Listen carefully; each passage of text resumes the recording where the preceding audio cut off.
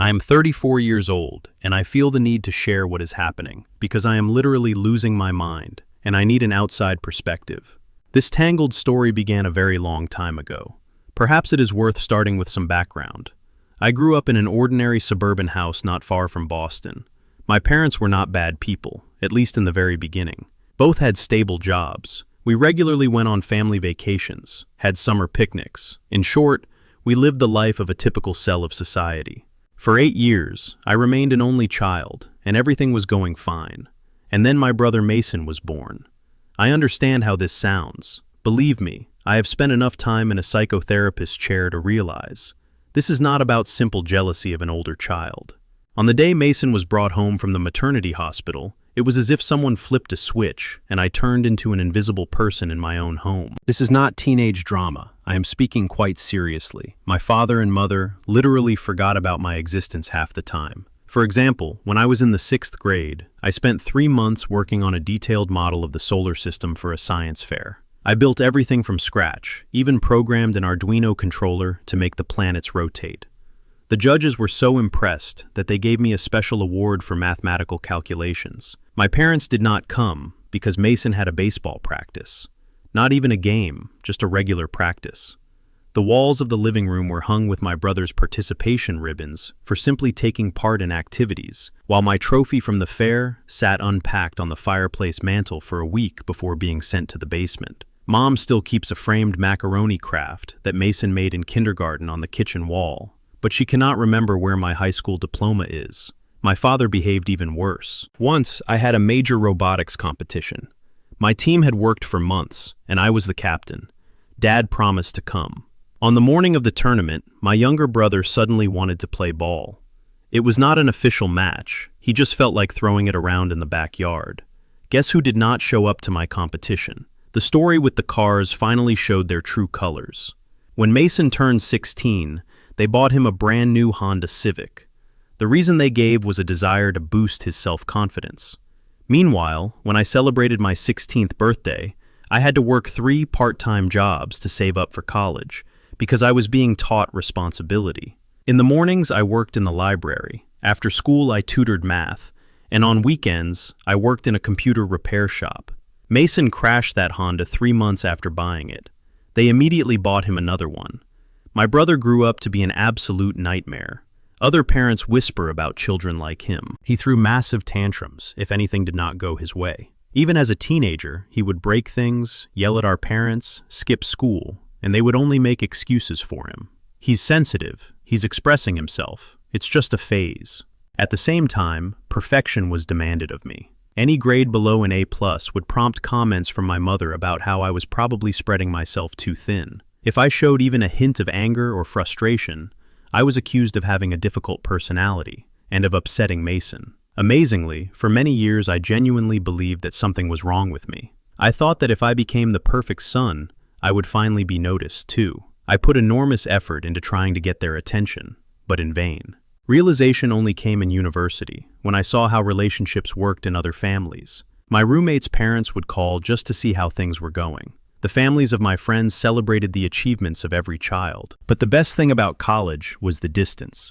I almost never went home, except for major holidays.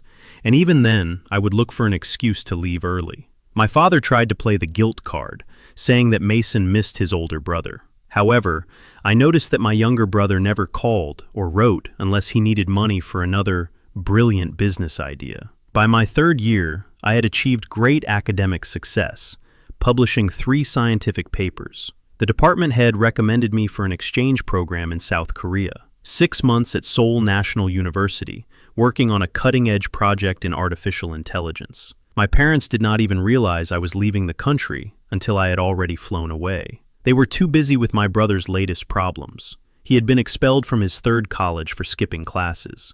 Those 6 months in Seoul changed my life. So many opportunities, so many innovations. Plus, no one there knew me as Mason's brother, or the quiet one.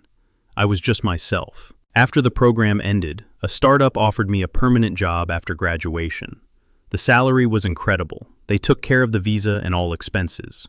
I agreed without hesitation. After graduating with honors and receiving offers from the largest corporations, I again faced indifference. My parents missed my graduation because Mason had an interview at a GameStop store. By that time, I no longer cared. Moving to Seoul was the best decision I ever made.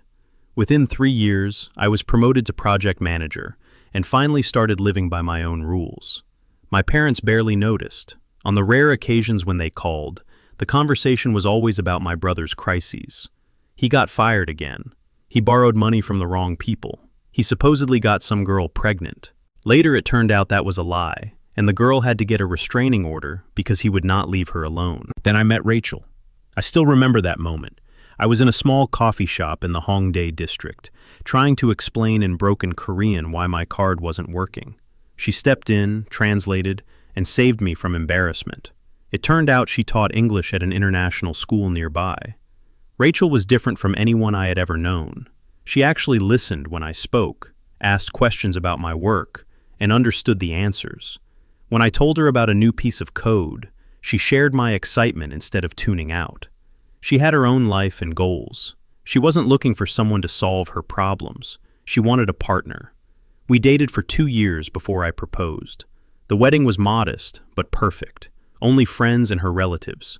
My parents said they could not come because Mason needed their support. He had gotten himself into some kind of credit card fraud mess. Honestly, I felt relieved that they were absent. Life was wonderful. Career success, a happy marriage, life in an amazing metropolis. My wife and I traveled around Asia, tried exotic foods, explored the world together. I thought I had finally escaped the family quagmire. But then my company announced the opening of a branch in Boston. I was offered the position of heading it up, tripling my salary and covering all moving expenses. Rachel was thrilled, seeing it as an adventure. I was not eager to return, but I hoped that in the time that had passed, everything had changed. When we landed, my mother sent a text asking how our flight was. For a moment, I thought she had finally taken an interest in my life. I was wrong. She just wanted to let me know that Mason had also returned to Boston. Apparently, his business ventures in California had failed. By ventures, I mean he had convinced some girl's wealthy parents to invest in his tech startup. In reality, it was a crummy website that never even worked. The girl's parents threatened to sue when they found out he had blown their money on luxury cars and restaurants. Typical Mason. Rachel and I settled in Cambridge, found jobs, and everything seemed to be going fine. But my brother started showing up everywhere. First came random messages like, "Hey big bro, heard you're in town." Then came emails about wanting to reconnect, claims that he had matured. He wrote long messages about how therapy had helped him realize his past mistakes and how he wanted to be a real brother. For 2 weeks, I ignored him. Then he found out where I worked. One day, he showed up in the lobby, telling the receptionist that we had a lunch appointment. Fortunately, security checked with me first, but then he waited outside the entrance for 3 hours. My employees could see him through the window, standing there like a creepy statue. Rachel thought I was being too harsh. She kept saying he was trying to make amends and that everyone deserves a second chance. My wife did not know about the restraining orders or the financial schemes. I had not told her because I was embarrassed to admit that my brother was a professional manipulator. But Mason was cunning. He started bombarding Rachel with emotional messages about how sorry he was for not being a good brother, how proud he was of my success, and how he wanted to be part of our lives. My wife kept pushing me toward reconciliation. She believed in his sincerity and wanted to play the peacemaker. In the end, without telling me, she invited him over for dinner. I came home exhausted from work and found my brother in my living room. He was acting as if it were his own house. Everything inside me clenched. For a second, I even doubted my own memory. Maybe I had invited him myself. But no, this was Rachel's idea. I pulled her into the kitchen and, in a low but firm voice, asked why she had done that without my consent. She just sighed, saying that if we would just talk, I would see how hard he was trying. At that moment, I did not want to start a fight in front of a guest. Deep down, I even thought, what if he really has changed? In the living room, Mason put on a performance worthy of the highest awards. He brought an expensive gift, probably bought with someone else's money, asked the right questions about my work, pretended to be interested in our life in Korea. He even squeezed out a tear, apologizing for our childhood and playing the role of the prodigal brother seeking redemption. After that evening, he started coming over more often, always when I was not there. His excuse was that he was keeping Rachel company while she got used to Boston, since he knew what it was like to be lonely in a new city. Looking back, I realize I should have noticed something was wrong.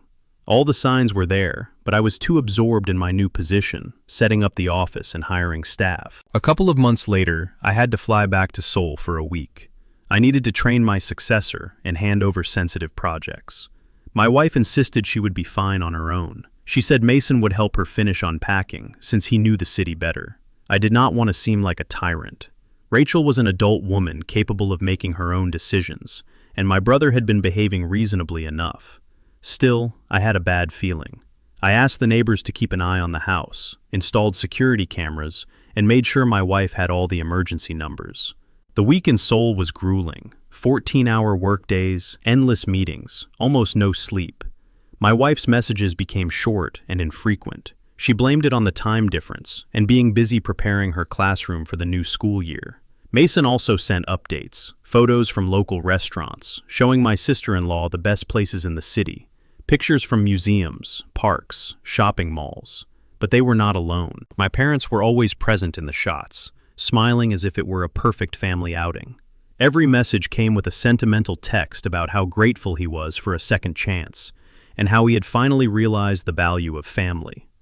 The presence of my parents should have been reassuring, I suppose, but something about this idol still felt wrong to me. When I finally returned from Seoul, we had a family dinner. Everyone was there. Me, Rachel, and my parents. It was one of those rare evenings when the atmosphere felt genuinely cozy and normal. And, contrary to usual, Mason did not try to become the center of attention.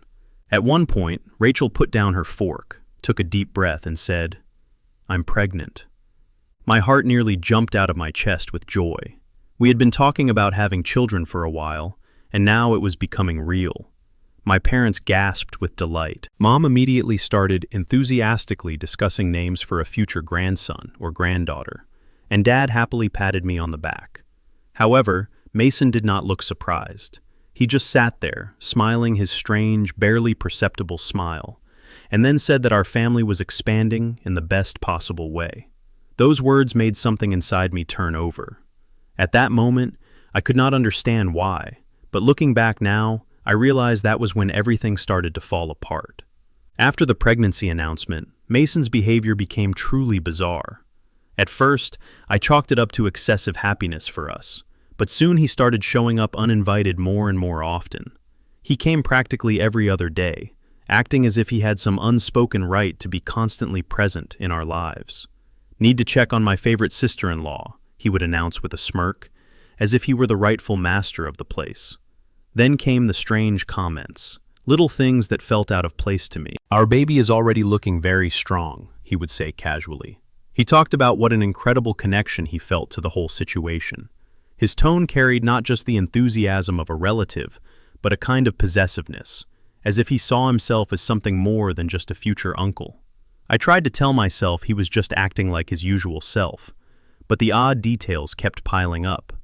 I could no longer ignore what was happening, and told Rachel that Mason was getting too involved. I hoped she would share my concern, but instead she just sighed heavily, as if I were tiring her with my suspicions. She called me paranoid, and said Mason was just genuinely happy for us.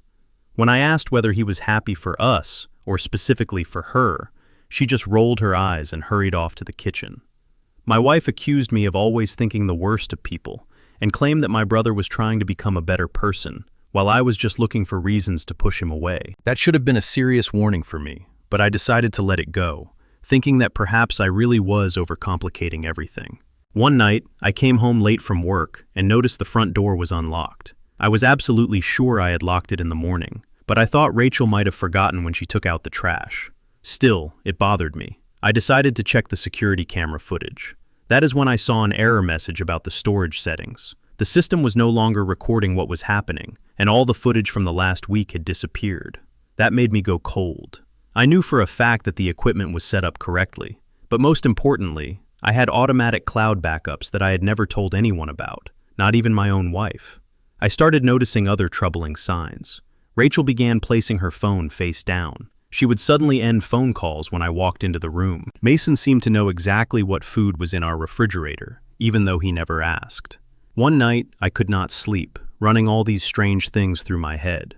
Rachel was sleeping beside me, looking perfectly peaceful. Pregnancy made her constantly tired. That is when I remembered the cloud storage. I got up, went to my office, and logged into the account. There were hundreds of saved clips. I started watching from the week I was in Seoul. In the first video, Mason came over right after I left for the airport. There was nothing criminal about that, since Rachel had said he was helping her unpack. In the second video, they were sitting very close to each other on the couch, watching a movie. That could still seem innocent, but in the third clip, Mason was kissing Rachel in our kitchen. At that moment, I started shaking. The footage revealed everything. My brother came over every single day while I was gone. They grew closer and closer. Rachel let him into the house late at night. It felt as if all the oxygen had been sucked out of the room, as if I were watching my worst nightmare unfold in real time. All my hidden fears and doubts, which I had tried to suppress, turned out to be true. Mason had not just crossed a line. He had smashed through every barrier, breaking into my home, my marriage, and my life. And my wife let him, accepting him as if it were perfectly normal. The most unbearable part was not the betrayal itself, but how matter-of-fact their behavior was. It seemed as if they had done this before. They spent time in the kitchen, cooked together, watched TV on our couch. Mason brought bags of groceries as if he lived there. One clip in particular stuck in my memory. They were in the kitchen, and my brother was standing too close to Rachel. She was laughing at something he said, and he simply reached out and touched her face. It was the kind of touch that speaks for itself. Rachel did not pull away. She smiled at him with the same smile she used to smile only at me. In one night, I watched the footage from an entire week. I saw how they grew closer, how Mason effectively moved into our house during my absence. The cameras do not record inside the bedrooms. I am not that suspicious, but the camera in the hallway captured enough. Mason would walk into our bedroom with Rachel and come out only hours later. I saved all the videos to a secure drive and made several copies. The enraged man inside me knew I needed evidence, while the husband wanted to simply throw up. I tried to convince myself that maybe I had misunderstood everything, but deep down, I already knew the truth. My own brother and my wife had been in my house and in my bed while I exhausted myself working in Seoul to secure a decent future for us. The next morning, I called in sick and did not go to work. I had not slept a wink anyway. I just sat in my office, staring at the wall, until Rachel woke up. She walked into the room in a great mood, chattering about prenatal vitamins and doctor's appointments. She was acting as if everything were wonderful, as if she had not been letting my brother into our house all last week. I did not yell. I simply opened my laptop and played one of the videos, the one where they are in the kitchen and Mason does nothing to hide his feelings. Rachel's face went white instantly. She burst into tears and started saying she could explain everything, that it wasn't what it looked like. Then she moved on to the classic excuses of a cheater. They hadn't meant for it to happen. It just happened, and Mason really understood her. I let out a short, bitter laugh. Mason understood her? The same guy who had never held a job for longer than 6 months? A person who had spent his entire life just deceiving people. That's who understood her? Her lips trembled, but she did not deny it. I shook my head, my voice cracking with anger. I told her that I had given her everything, built our life, and worked myself to the bone for our shared future and the future of our child. She had never had to worry about housing, food, or anything else. I supported her career and would have followed her to the ends of the earth. I trusted her, and she had trampled all of that for him. Her eyes filled with tears, but I was not finished yet. I sent Mason a message demanding he come over immediately, with no explanation. He arrived with his usual smug grin, probably thinking that Rachel hadn't told me anything yet, and that I was still in the dark. His smile vanished instantly as soon as he crossed the threshold and saw the open laptop. The video clips played one after another, exposing every one of his lies. His eyes darted to the screen and then back to me. His whole body tensed, but Mason, being a born manipulator, immediately tried to weasel his way out. He started saying that I should understand him. I cut him off with a sharp, firm voice, asking how long this had been going on. Rachel was already sobbing, but I paid no attention to her, focusing on my brother. He frantically searched for an excuse that might save him. He kept saying it was an accident, that they hadn't planned anything. Rachel finally found her voice and, trembling, begged me to understand them, claiming they hadn't meant to hurt me. I laughed sharply. They had let my brother into our house, into our bed, allowed him to pretend to be me while I was gone, and they dared to say they didn't mean to hurt me. Mason's voice grew quieter, and his expression shifted to something almost offended. He claimed that I was always at work and obsessed with my career, that Rachel was lonely and needed someone around. And then he had the nerve to say that if I had been a better husband, this would not have happened. I felt my whole body go rigid as I fought the urge to literally throw him through the wall. I asked him if that's really how he soothed his conscience, by convincing himself that it was my fault, that he had no choice but to behave like a parasite. Rachel sobbed even harder and asked me to think about the baby. I turned to her so quickly that she flinched. I asked the question that had been tormenting me the most. Whose baby is this? Her face contorted, as if she had never even considered that I would ask. Through her tears, she swore that the baby was mine. I looked at her with a gaze that could freeze everything around me. I reminded her that she had already sworn her fidelity to me, and that Mason was just a relative to her. She found nothing to say. Mason began desperately repeating that we were family and could work everything out. That was the last straw. Something inside me finally broke. I stepped toward him, closing the distance to a minimum. I made it crystal clear to him that he was no longer family to me and no longer my brother. He was nothing to me now. He had crossed a line from which there was no return. I warned him that if the baby turned out not to be mine, he had better run. He had better pack his things and disappear from this city forever. If I ever saw him again, or if he dared come near me or this house again, I would make him regret it for the rest of his life. Mason froze. For the first time in his life, genuine, unmistakable fear showed in his eyes. Rachel whispered something, but I cut her off, ordering them both to leave immediately. Rachel tried to grab my hands, begging me to fix things, and insisting that they had both just gotten confused. I pulled my hands away so sharply that she nearly fell. I was not lost. She was the one who had strayed from the path and let my brother lead her straight into hell. She kept whispering that it had been a terrible mistake. Yeah, no kidding. She took a sharp, deep breath, and then, as if following a rehearsed script, she instantly switched tactics. Her voice cracked at exactly the right moment, as if she had practiced this scene for a long time. She asked if I was really going to punish our future child for what had happened. She accused me of becoming one of those fathers whose personal bitterness and resentment destroy their own family. Rachel insisted that I should not do this, that the baby needed both parents. However, I countered. The baby needs at least one parent who is not a liar and a betrayer. They kept talking, but I had no more strength for pointless arguments. I simply demanded that they get out of my house immediately. As soon as the door closed behind them, I grabbed my phone and dialed my parents' number. I naively thought that now, finally, they would see who Mason really was. I should have known that no miracle would occur. My mother's first words were a statement that I must have done something myself to push Rachel away. It felt like a sudden punch to the gut, but she did not stop there. In her opinion, Mason needed a good woman, and Rachel was clearly making him happy. For a moment, I thought I was hallucinating. I asked her if she heard what she was saying. My mother answered that I had always been too focused on my work, and that maybe this was a sign that Rachel needed something more from me. I nearly dropped the phone. At first, I thought I had misheard, or that maybe some shred of sanity still remained in this family. But no, they had taken his side. My father behaved even worse. He started talking about how Mason had finally found his true path. He declared that I should be noble and help them financially until my brother got back on his feet. I was being asked to sponsor the people who had betrayed me. They even began spreading rumors among the relatives that I was supposedly an emotional abuser and a tyrant. Their evidence was the fact that I had security cameras in my own home. They claimed that I had driven Rachel away with my cold and controlling personality, and that Mason was simply acting as a caring and supportive brother when the situation became difficult. That was when I realized I had had enough. I was done with Mason, done with my parents, and done with the whole story. That same day, I called a lawyer. I found an excellent attorney named Sarah, who worked on cases involving proof of marital infidelity. I told her that I had documented every step, every visit, every lie, and every act of betrayal. I officially filed for divorce. However, my parents were not going to stop trying to destroy what was left of my life.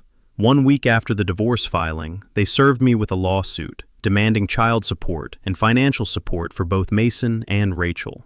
Their argument was that I had a family obligation to support my brother and his pregnant wife during this difficult transition period. They wanted me to pay for Mason's rent, cover all of Rachel's living expenses, and even provide funds for another one of my brother's business projects. The audacity was staggering. What they did not know was that I had been methodically planning a counterstrike while they were busy trying to paint me as the villain. Sarah and I were working to build an airtight case, not only against Rachel for the divorce proceedings, but also against Mason for his years of schemes and fraud. With my lawyer's help, we reached out to every person Mason had defrauded over the previous 5 years. We found his victims through social media, specialized forums, and court archives. Sarah helped them file a class action lawsuit against him, backed by all the documentary evidence of his criminal schemes. That civil suit hit him like a freight train at the very moment he was trying to convince Rachel of their happy future together. Then, we dug even deeper into the history of their affair. It turned out that Rachel had not just cheated on me. She had helped Mason gain access to our joint bank accounts. My lawyer discovered transfers, suspicious purchases, and cash withdrawals that perfectly matched the dates of Mason's visits. We immediately froze all the accounts and reported the suspicious activity to the bank's fraud department. Meanwhile, my parents continued to press their lawsuit. They demanded that I pay $5,000 a month for Mason's basic needs and another $3,000 a month for Rachel's expenses.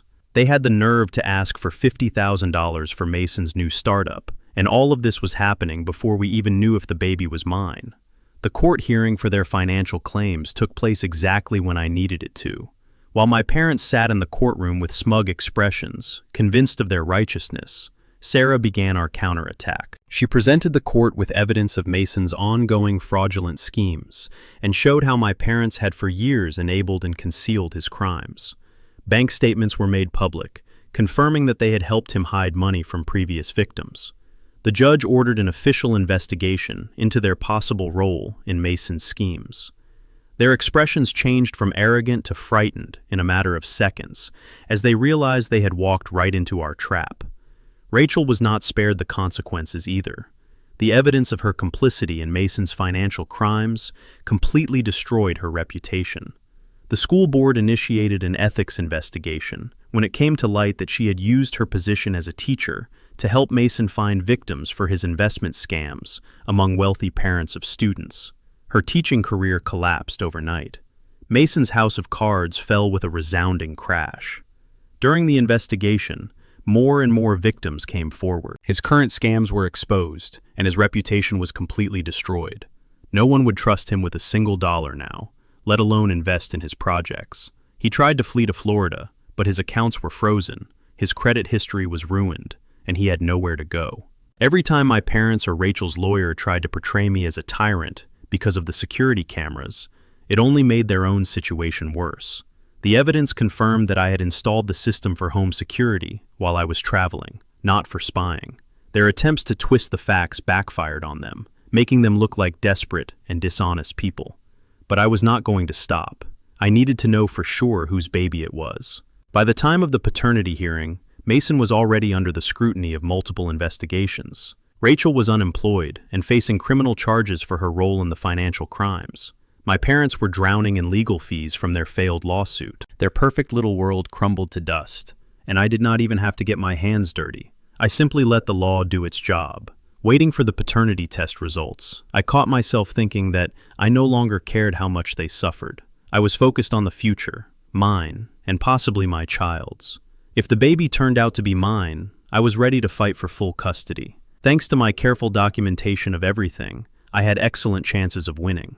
Several insane weeks have passed since my last story, and I need to vent. Buckle up, because this story has become even more unbelievable. The paternity test results came back. I am the father. When Sarah called me with the news, I had to sit down. Life definitely has a specific sense of humor. The one thing that could have tangled this mess even further actually happened. But here's the really interesting part. The day after receiving the results, Rachel showed up on my doorstep. She demanded that I drop all the legal proceedings, claiming that the family must stay together. This woman's audacity knows no bounds. She brought Mason with her, and they tried to sell me some ridiculous idea about co-parenting the child in a modern family arrangement. It turns out they are completely broke after their accounts were frozen, and they were hoping to move into my house.